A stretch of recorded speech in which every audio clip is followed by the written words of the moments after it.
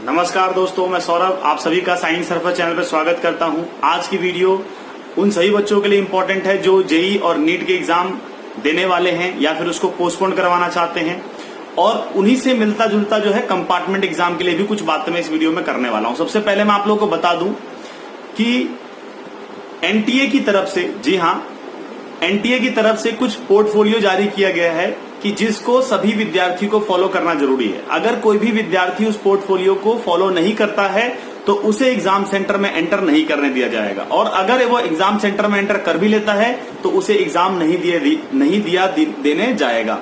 तो प्लीज जो मैं बातें बताने वाला हूं उसको ध्यान से सुनिएगा। सेकेंड चीज, इसी से रिलेटेड फिर मैं आपको बताने वाला हूं कि पोस्टपोन को लेकर के, नीट और जेई के पोस्टपोन को लेकर क्या चल रहा है, और कंपार्टमेंट के एग्जाम को कैंसिल करवाने तक की मुहिम कहां तक पहुंची, इन सब के बारे में डिटेल में बात करने वाला हूं। तो वीडियो को अंत तक जरूर देखिएगा।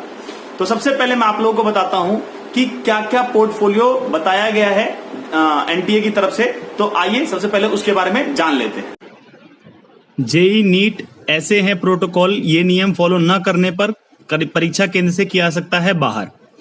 नीट एवं जेई परीक्षा सितंबर में होने वाली है। छात्र लगातार परीक्षाएं स्थगित करने की मांग कर रहे हैं, बट एनटीए के द्वारा स्थगित करना नहीं चाहती है, और उन्होंने कुछ इस प्रकार से कुछ पोर्टफोलियो डिसाइड किया है जो कि मैं आपके सामने बता रहा हूं।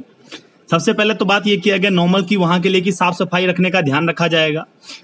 परीक्षाओं के आयोजन से पहले और परीक्षा के बाद केंद्रों की साफ सफाई की जाएगी। ये पूरा प्रबंधन किया जाएगा स्टाफ के द्वारा। आगे, छात्रों की परीक्षा केंद्र पर आने के लिए मिलेगा रिपोर्टिंग स्लॉट, यानी जैसे कि कुछ बच्चों को अलग स्लॉट में बुलाया जाएगा, कुछ बच्चों को अलग स्लॉट में बुलाया जाएगा। ऐसा इसलिए किया जाएगा ताकि भीड़ से बचा जाए। आगे बात करूं मैं आपको, सभी स्टाफ सदस्यों के उम्मीदवारों की चेकिंग थर्मल स्क्रीनिंग से की जाएगी। उसके बाद प्रत्येक उम्मीदवार की सेल्फ डिक्लेरेशन सर्टिफिकेट दिखाना होगा, जिसमें लिखा होना चाहिए कि उनके अंदर कोरोना वायरस का कोई भी लक्षण नहीं है, साथ ही वह किसी भी कोरोना पॉजिटिव व्यक्ति के संपर्क में नहीं आए हैं। आगे बात कर लेता हूं, यदि कोई उम्मीदवार दिशा निर्देश का उल्लंघन करने पर परीक्षा केंद्र में प्रवेश करने मतलब कोई अगर गाइडलाइंस का फॉलो नहीं करता तो उसे प्रवेश करने से इनकार कर दिया जाएगा। परीक्षा केंद्र में प्रवेश करते समय उम्मीदवार को एक दूसरे से कम 6 फीट की दूरी को बनाए रखना है। इसके साथ साथ परीक्षकों की कक्षा में घूमने की प्रक्रिया को कम रखा जाएगा। परीक्षा केंद्र में सेंटर की ओर से पानी आप लोगों को उपलब्ध नहीं करवाया जाएगा। कैंडिडेट को पर्सनल वाटर लेकर के आना होगा। अब मैं कुछ बात कर लेता हूं, ये कुछ प्रोटोकॉल्स हैं, बहुत जरूरी बातें जो आप सभी बच्चों को फॉलो करनी है। मास्क पहनना जरूरी होगा। सेकंड, हाथों में पहनने होंगे दस्ताने। थर्ड, पारदर्शी पानी का बोतल लाना होगा। अगला, 50 ml का हैंड सैनिटाइजर आपको लेकर के जाना होगा। अगला, परीक्षा से संबंधित डॉक्यूमेंट जैसे कि एडमिट कार्ड, आई कार्ड और अन्य जरूरी डॉक्यूमेंट्स। साथ साथ नकल रोकने के लिए मेडिकल डिटेक्टर से छात्रों की जांच होगी, लेकिन किसी भी प्रकार के धातु आदि से बने प्रोटेक्टर को अपने साथ नहीं लाना है। मेडिकल डिटेक्टर से जो जांच होगी वो इस दौरान छात्र को सीधे संपर्क में नहीं आना होगा, यानी थोड़ी डिस्टेंस मेंटेन करके जांच किया जाएगा। शौचालय जाने से पहले आप लोग को अनुमति लेना पड़ेगा। आगे बात कर लूं कैसे होगा डॉक्यूमेंट वेरिफिकेशन, यानी डॉक्यूमेंट का वेरिफिकेशन किस प्रकार से होगा। तो परीक्षा हॉल में करीब 3 फुट चौड़े टेबल उपलब्ध कराई जाएगी। परीक्षक बिना किसी को छुए उम्मीदवार के डॉक्यूमेंट को चेक करेंगे। सिग्नेचर के साथ मैनुअल अटेंडेंस होगी, हाथों में दस्ताने को पहना करके। इसमें इस साल अंगूठे की निशानी को नहीं लिया जाएगा। जैसा कि आपने देखा, इसके अंदर ये सारे इन्फॉर्मेशन वो इन्फॉर्मेशन है जो आपको जानना बहुत जरूरी था, क्योंकि इसके बिना आप एग्जाम देना पॉसिबल इसलिए नहीं है क्योंकि अगर इसमें कहीं पर भी आप गलती करते हो तो फिर आपको एग्जाम देने से कैंसिल किया जा सकता है। इसीलिए मैंने आप तक इससे पहले सूचना पहुंचाया। ये इन्फॉर्मेशन था जो कि अपडेट देना मेरा काम था। अब बात आता हूं मुद्दे पर कि इसमें आपने देखा होगा कई जगह ऐसी सिचुएशन है जहां पर बच्चे को किसी भी कारणवश से एग्जाम देने से मना किया सकता है। अब सोचिए उस बच्चे का क्या होगा जो सालों से बस इस बात को लेकर के प्रैक्टिस कर रहा है कि उसको जो है एग्जाम क्रैक करना है। सोचिए उसके भविष्य का क्या होगा। सेकेंड चीज मैं आपको बता दूं, ऐसे कई सारे मुद्दे हैं। देखिए, सबसे पहला तो रीजन ये निकल के आ रहा है कि लोगों के पास ट्रेवलिंग के लिए साधन नहीं है। जी हाँ, कुछ लोग 500-500 किलोमीटर दूर उनका जो है सेंटर पड़ा है। अब सोचिए ऐसे कंडीशन में क्या उनके पास प्रॉपर साधन है? कितने एरिया ऐसे हैं, कितने स्टेट्स ऐसे हैं जहां पर जो है बाढ़ की कंडीशन आई पड़ी है। क्या उस कंडीशन में बच्चे पहुंच पाएंगे सेंटर तक प्रॉपरली, सुविधा के साथ क्या पहुंच पाएंगे?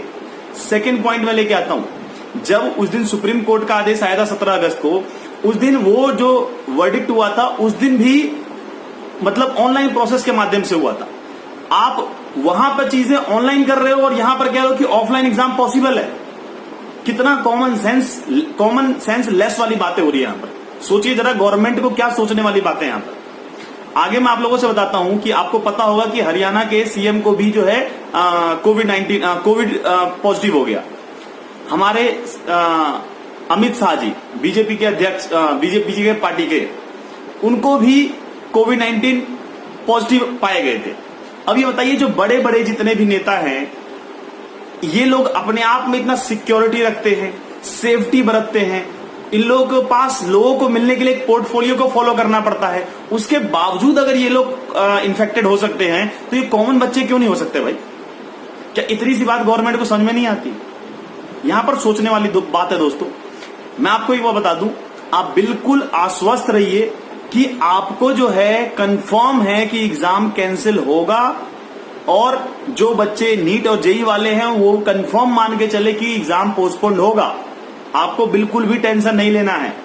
अब बस ये बात रह गया है कि कल मतलब जो 26 या 27, जी हाँ मैं डेट आपको बता रहा हूं, 26 या 27 को एक्सपेक्टेड अनुमान लग रहा है कि आप लोगों को ऑफिशियली ये देखने को मिलेगा कि जेई और नीट के एग्जाम को पोस्टपोन कर दिया गया है। और रही बात कंपार्टमेंट वालों का, तो मैं आपको बता दूं कि मेन आप लोगों का ही है। कैसे? क्योंकि जेई और नीट का तो एग्जाम पोस्टपोन होना है और आपका एग्जाम को कैंसिल किया जाना है। क्यों कैंसिल किया जाना है? क्योंकि बाकी बच्चों को पास कर दिया गया, तो अब ये पॉसिबल नहीं है कि आपका जो है एग्जाम लिया जाएगा। तो आप बिल्कुल भी टेंशन नहीं ले। जो बच्चे स्ट्रेस में हैं, बहुत सारे बच्चे मैसेज करते सर हम स्ट्रेस में हैं ये वो, तो बेटा आप लोगों को टेंशन बिल्कुल भी नहीं लेना है। बिल्कुल रिलैक्स होकर रहिए, हम सभी आपके साथ हैं। बस आप लोग को थोड़ा सा टाइम निकाल करके एक ही काम करना है, ट्वीट पर ट्वीट। क्यों? आपका प्रेशर, यही आपका जो प्रेशर है, यानी जो आप लोग ट्वीट के माध्यम से गवर्नमेंट पे डाल रहे हैं, वही इंपैक्ट कर रहा है।